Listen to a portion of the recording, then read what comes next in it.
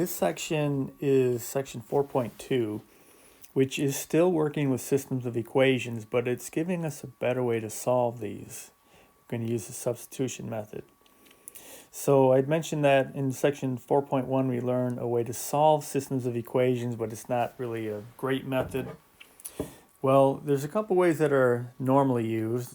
Substitution method from 4.2, and then also the addition or elimination method in 4.3. So this is a paper that I normally hand out in class for you guys to take a look at. So I'll just tell you a little bit about it. It's an example of a company that uses systems of equations in their day-to-day operations.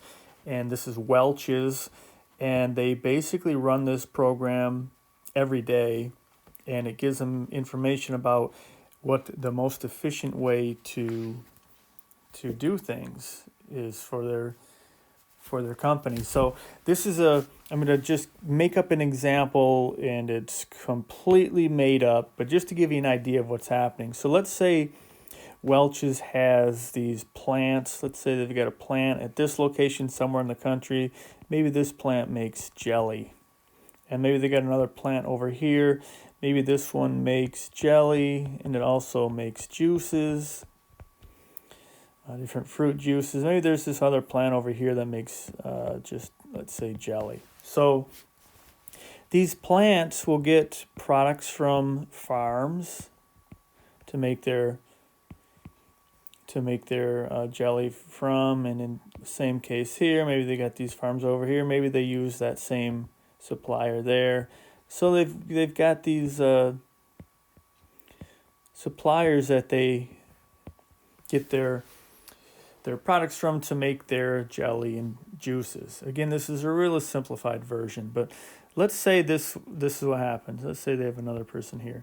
Let's say maybe there's a drought, and all of a sudden this particular plant here, this plant can't get the supplies that they need to make all the jellies and juices that they normally do. So here's a question.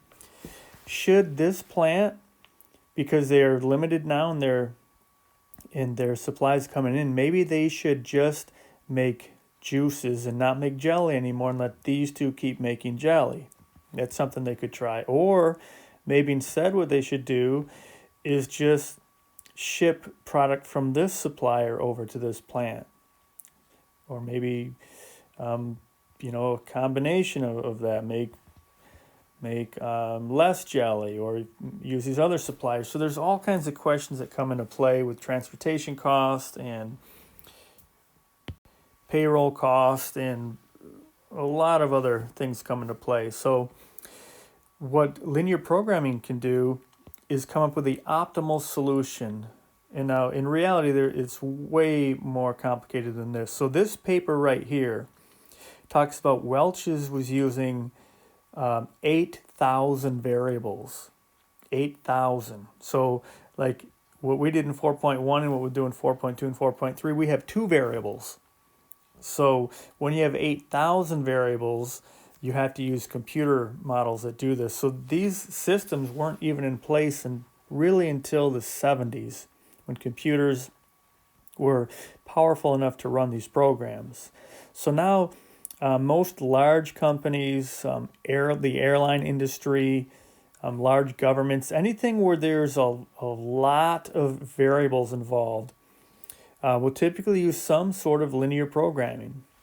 Linear programming is basically what we're doing, where they have a whole bunch of linear equations. They're all linked together, and they use software to optimize their situation. So they'll tell what is the most cost-effective way to make all these pieces work together. So it is really important, even though our models are really simple. In business, if some of you go into business, in your higher level business math classes, and especially if you go to grad school for an MBA or something, you will definitely study linear programming.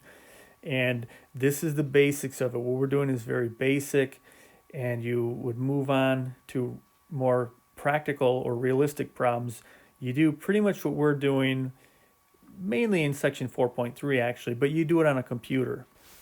So what we need to do is take a look at how this will work for our problems that we're working with. We're going to use this what's called the substitution method in this section. And then we'll look in the next section at the elimination method. The elimination method actually is a better method for using for computers. And you can use either one of these methods to solve all of the systems we have. So just make sure one of them makes sense. They both work in all cases. Sometimes one type of problem will be easier than the other, but they all work. So section 4.2, we're going to use what's called the substitution method. And the name makes perfect sense, so we'll see why. But just in general, talking about the problems of the graphing method, it can't be extended beyond 2 variables. Because if you have 3 variables, then you need 3 dimensions. And if you have more than 3 dimensions, you can't even make that into any sort of grid at all. So we're limited to 2 variables of the graphing method, and also limitations in accuracy when graphing by hand. And that's what we saw in the homework. That basically we could say this, non-integer solutions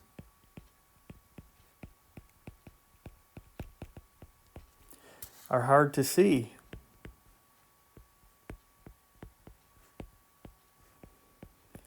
So if you have a solution that's like 3 1/8, comma 7, in other words, x is 3 1/8, y is 7, you can't really see that when you're doing that, making a graph by hand. So we're going to use what's called the substitution method.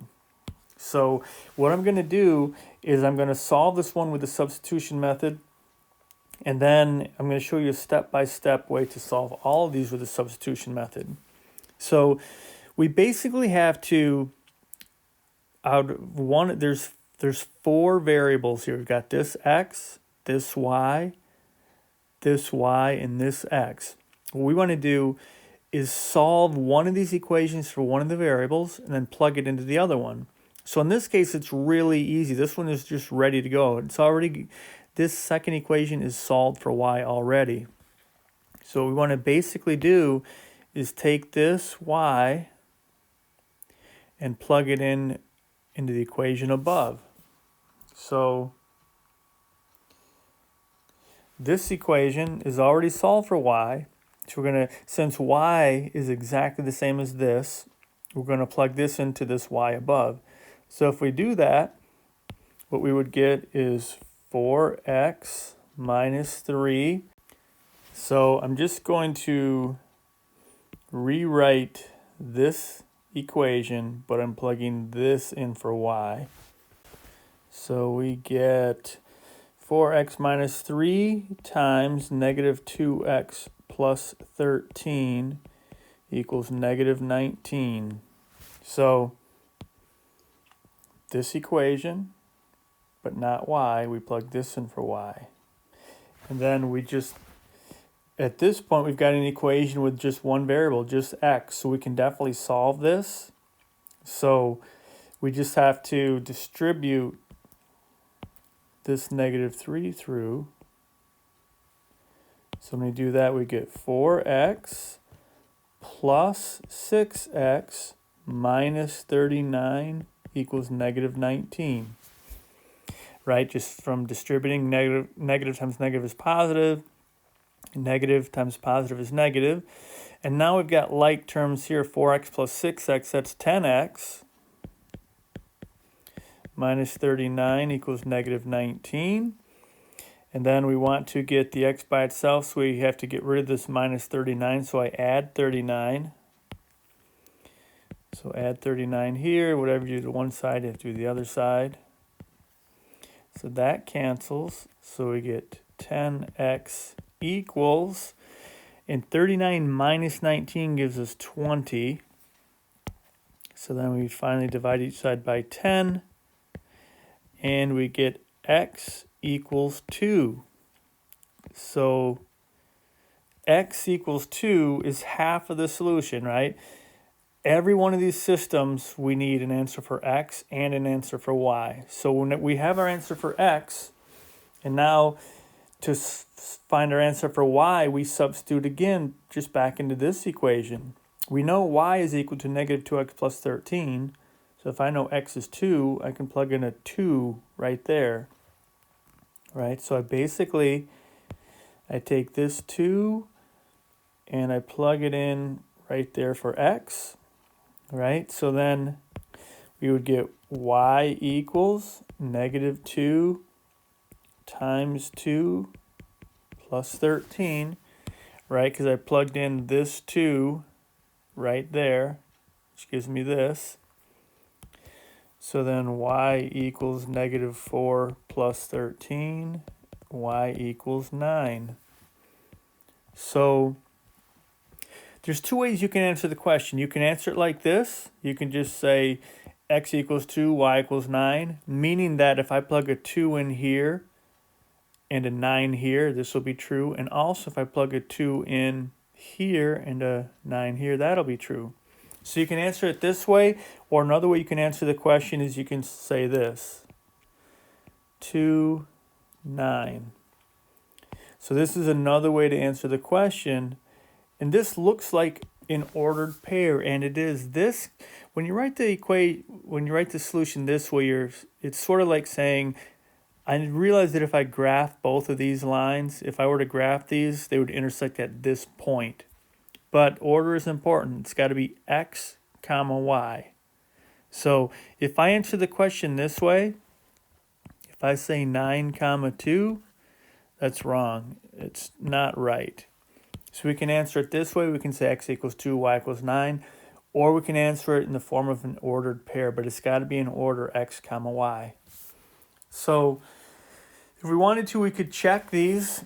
You could basically just plug in 2 here and plug in 9 here.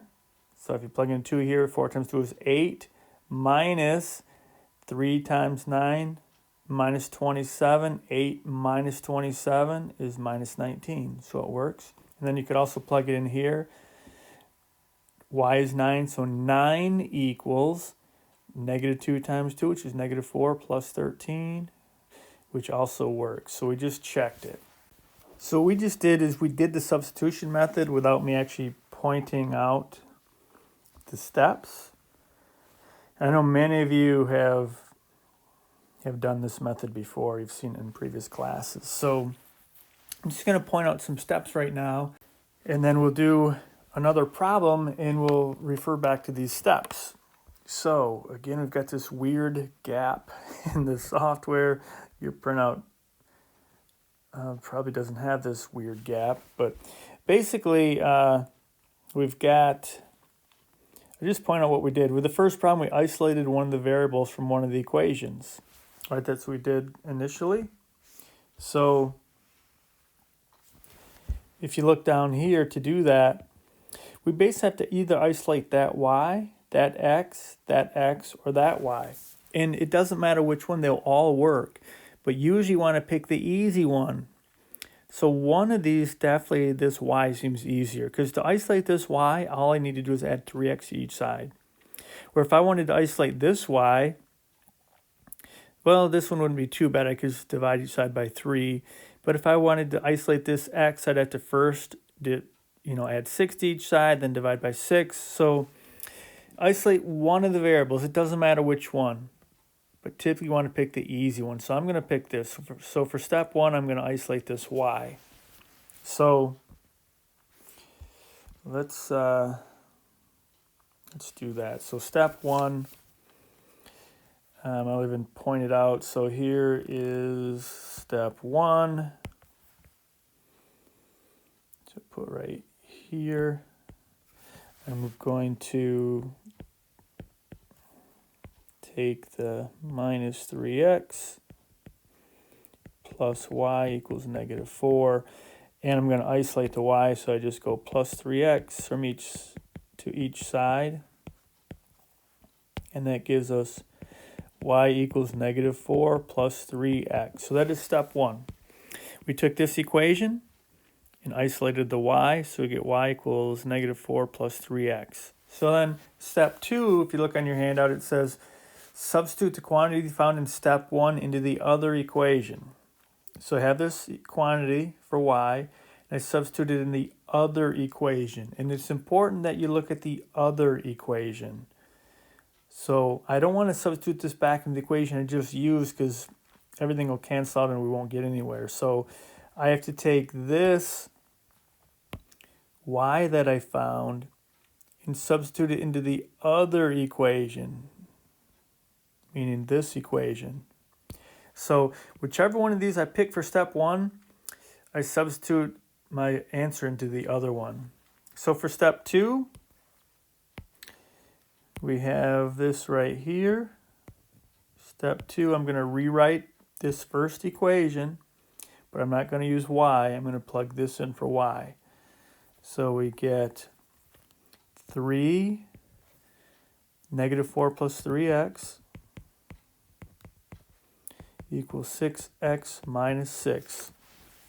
So again, what we did, we substituted this answer we just found into the other equation for y. So we have this. So then we just solve this for x. All right, step 3 says solve the resulting equation. So step 3 is right here, right under step 2. I'm just going to distribute this through and solve. So if we do that, we're going to get negative 12 plus 9x equals 6x minus 6. We want to solve this for x. So I'm going to get all the x's on one side. So I'm going to subtract 6x from this side and 6x from this side. And again, what you might want to do is press pause and solve this for x and see if we get the same thing. So that'll be gone. So we get negative 12 plus 3x equals negative 6. Then I need to get rid of this 12, or get rid of the negative 12. So I add 12. So it gives us 3x equals 6. And then divide by 3. And finally we get x equals 2. So we get x equals 2. So are we done? Hopefully you're saying, no, we're not done, Kurt. We need y. Right? We got a system of equations, so we're not done until we solve for x and for y, and it's got to work for both of these. So we've got, see that step 3 is done. We solved it.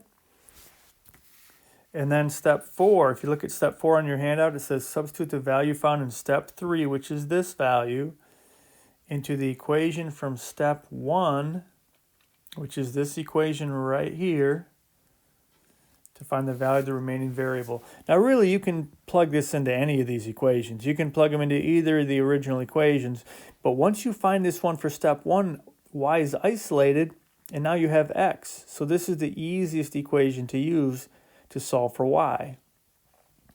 These other equations would both work though, but this is easiest because y is already by itself isolated. So for step 4, I am basically just going to take this and plug it in there.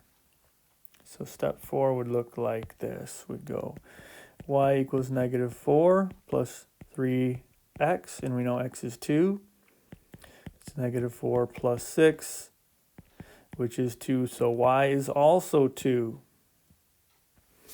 So you could put the answer this way, or you could write it as a 0.2 comma 2. But keep in mind, even though it doesn't matter here, you can't tell, it's always in order, x comma y. So here's one way to display the answer, right? One way. Here's another way. Both of them are fine. And we just used a substitution method to find the answer. So we've got, let's see, a couple more examples that are going to show us kind of the oddball parts. So if you guys remember from 4.1, In 4.1, we drew the pictures. And the picture showed the 3 situations that could happen when you solve systems of equations. And there's only 3. And so the one that you normally see is this one here where you get a solution. It means that if we were to graph these lines, they would intersect at this point, and this would be the only point they intersect at. So the other 2 situations, if you remember, so just to review, the one situation is, we have our graph, and we have a line, and we have another line. They cross at one point, which is what we had. The one situation that's kind of a strange one is we have parallel lines, so they never cross, so there's no solution. The other situation is we graph our line, although that looks like a curve, graph our other line that's right on top of it, so we basically have infinitely many solutions. So here's what we found here. Now, I'm going to show you these because as you're doing the substitution method here, weird things happen. The variables drop out. And then that means it's going to be one of these 2 cases. So we need to talk about how to tell what's happening. So we've got this next problem. And they want us to solve this system of equations using the substitution method. So step 1, of course, we want to isolate one of the variables from one of the equations, and we've got a really easy one. X is already isolated. So step 2 says basically take this thing, this value for x, and plug it into the other equation. So step 2, we would plug it in there. So that would give us 2x. That would give us 6 minus y plus 2y equals 4. Right? So we have this variable isolated. We know x is exactly the same as 6 minus y. So I look at the other equation, and when I see an x, I put 6 minus y. And then we solve this for y. So we would go along here, we would distribute the 2 through, and that would give us 12 minus 2y plus 2y equals 4. Then we've got like terms here. Minus 2y plus 2y is 0. So these would completely cancel each other out, right, because they're negative. And then we get this weird thing, 12 equals 4. So when something weird happens like this, where the variables drop out, we have to look at the result. And here's what we need to see. We get a false statement. So the way I always think of this is this. When is 12 ever going to equal 4?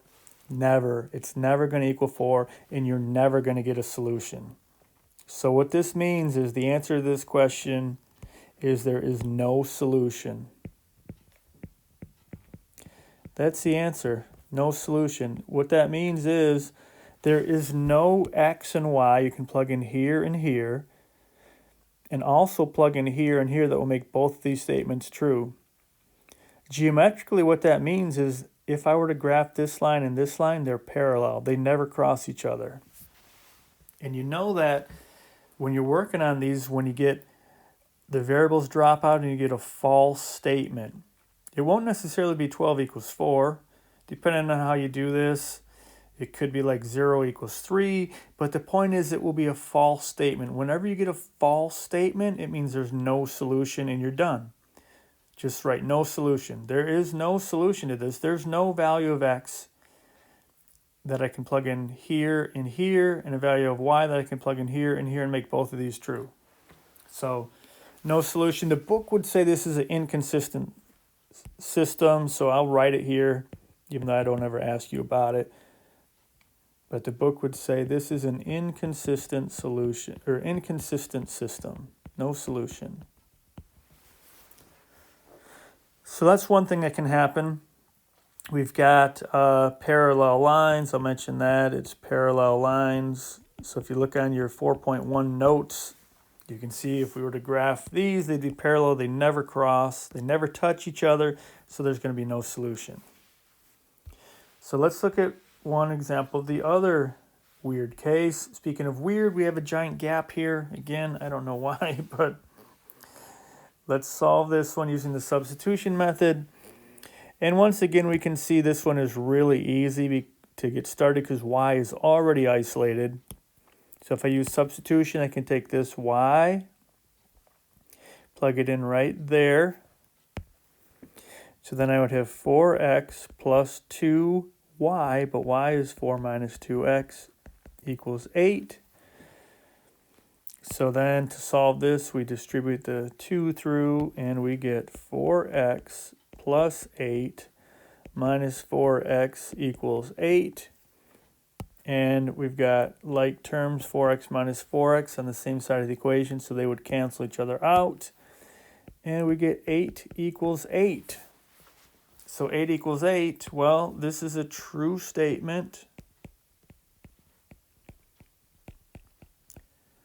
So the thing that's the same as before is the variables dropped out. The thing that's different is we're left with a true statement. When that happens, what that means is the answer to this question is there are infinitely many solutions.